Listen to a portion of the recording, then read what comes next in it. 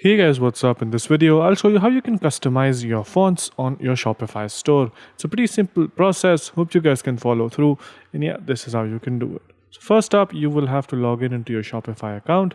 As you can see, this is my account. And once you're in here, just click on the online store section. Once you're in here, it'll automatically go into themes.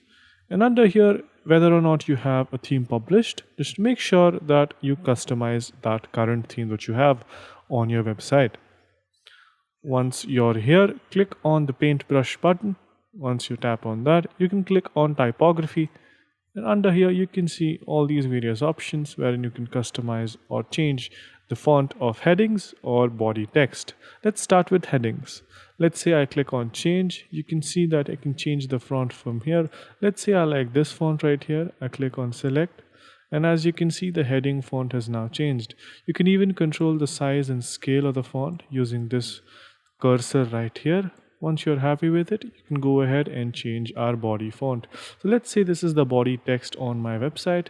You can see it is giving me an option to change the body font as well. Now when I change this, it will change the other ones on the website as well. So now let's say I want sans serif on my body. So as you can see, it has now changed to that font. And once you're happy with all the customization that you've done with your font, just click on save. And once you do that, it will be live on your website. You can check it out by clicking on the exit button and click on view your store. And once you have made the changes, just click on reload and the changes will reflect on your website as well. So hopefully you guys found this video helpful on how you can customize fonts on your Shopify store. And yeah, that's pretty much it for this video. Hope you guys liked it. If you did, make sure you subscribe to the channel, like the video, and also comment down below on what next videos we should make. So yeah, that's pretty much it for this one. Thank you for watching. Bye bye.